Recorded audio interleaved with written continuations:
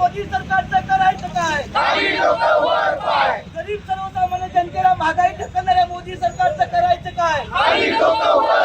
मोदी सरकार मोदी सरकार डिझेल दरवाढीमुळं मध्यमवर्गीयांचं सामान्य माणसाचं कंबरड मोडलेलं आहे। एका बाजूला बेरोजगारी प्रचंड आहे या देशामध्ये आणि या चुकलेल्या परराष्ट्र धोरणामुळे आता पेट्रोल आणि डिझेलचे दर वाढलेले आहेत, गॅसचे दर वाढलेले आहेत। याच्या विरोधात कोल्हापूर जिल्हा काँग्रेसच्या वतीनं आज जिल्ह्यामध्ये सगळ्या पेट्रोल पंपावर काँग्रेसचे कार्यकर्ते लोकांना या ठिकाणी पटवून देत आहेत की भाजपचं सरकार कशा पद्धतीनं लुटमार करते। इकडं शेतकऱ्यांना खतं मिळत नाहीत, शेतकऱ्यांना त्या ठिकाणी डिझेल दरवाढीमुळे फटका बसलाय, महागाई वाढत चाललेली आहे आणि आज तर कोल्हापूर जिल्ह्यातली परिस्थिती अशी आहे की 30% पेट्रोल पंप बंद आहेत। म्हणजे लोकांना पेट्रोल पुरवठा देखील व्यवस्थित करू शकत नाहीत। त्याचा निषेध करण्यासाठी आज जिल्ह्यातल्या सगळ्या पंपावर काँग्रेसचे कार्यकर्ते या ठिकाणी उतरलेले आहेत। जूनच्या पहिल्या आठवड्यात मिनी लॉकडाऊन लागेल अशी शक्यता होती। नाही, मोदी है तो सब मुमकिन आहे, म्हणजे काही होऊ शकते। म्हणजे थाळ्या वाजवायला सांगतील किंवा टाळ्या वाजवायला सांगतील, आता काही होऊ शकते। त्यामुळे इकडं त्यांनी जाहीर केलं की लोकांनी प्रवास कमी करावा, पेट्रोल डिझेल कमी वापरावं, ते मात्र 10 देशाचा दौरा त्या ठिकाणी करतात।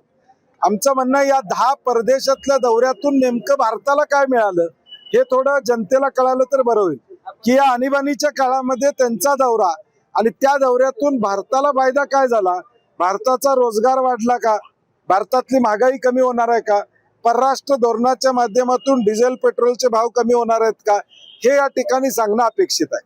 पेट्रोल पंप बंद आहेत असं दावा तुम्ही करताय, मात्र सरकारकडून सांगितलं जातं की कोणत्याही पद्धतीचा तुटवडा राज्यामध्ये नाही। सरकार खोटं बोलतंय। सरकारचे एक मंत्री म्हणतात 1 महिना पुरेल एवढा साठा आमच्याकडे आहे, मुख्यमंत्री म्हणतात काही काळजी करायचं कारण नाही। हे सुपरफिशियल सगळं आहे। लोकांना संभ्रम अवस्थेत ठेवायचं काम सरकार करतंय। लोकांना हळूहळू मग पंप का बंद पडायला लागलेत, पंप का बंद व्हायला, आता आज देखील मला आता फोन येतात जिथं आंदोलन जाते तिथं सकाळीच पंप बंद आहेत, म्हणजे पेट्रोल डिझेल नाही आहे, यामुळे बंद आहेत पंप। तुम्ही जी आता पत्रक वाटलं त्या पत्रकामध्ये फरक आहे नाही, मनमोहन सिंगजी असताना क्रूड ऑइलचे दर किती होते आणि त्यावेळी पेट्रोलचे दर किती होते हे लोकांना आम्ही सांगण्याचं काम केलं। ज्यावेळी क्रूड ऑइलचे दर कमी होते त्यावेळी सरकारनं देशातले दर कमी केले नाहीत, किंबहुना ते वाढवूनच ठेवले। आता तुम्ही इराणच्या वॉर किंवा ह्या लढाईमुळे हे झालं म्हणता, लढाईमुळे त्याला थोडा हातभार लागला असेल, परंतु तुम्ही गेल्या 5 वर्षामध्ये क्रूड ऑइलचे दर कमी होते त्यावेळी त्याचा फायदा लोकांना दिला का, तर तो दिला नाही। हे आम्ही लोकांना सांगण्याचा प्रयत्न करतो। मुख्यमंत्र्यांनी शेतकरी कर्जमाफीचा निर्णय घेतलेला आहे, काँग्रेस म्हणून काय भूमिका असणार आहे?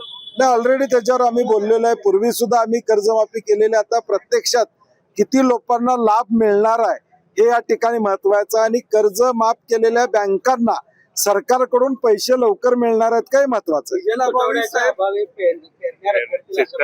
नाही। मी मगाशी म्हणलं ना, मध्यमवर्गीयचं कंबरड मोडलंय महागाईमुळं।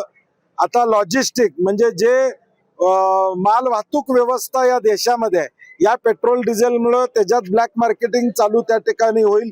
आता उद्याच्या भविष्यकाळात लोकांना शहरामध्ये भाजीपाला मिळणं हे अवघड होऊन जाईल, शेतकऱ्यांना ट्रॅक्टर चालवणं या ठिकाणी अवघड होऊन जाईल, म्हणजे जी शेतीवर अवलंबून अवजार आहेत ती देखील चालवणं अडचणीचं होईल। एकूण याचा परिणाम सगळ्या समाज घटकावर या ठिकाणी होणार आहे। मेलोडी चॉकलेट खायची वेळ येणार। महाराष्ट्रातील ताज्या बातम्यांसाठी बघत रहा टाइम्स टुडे 18 न्यूज। सोबतच शेअर करा, सबस्क्राईब करा आणि बेल आयकॉन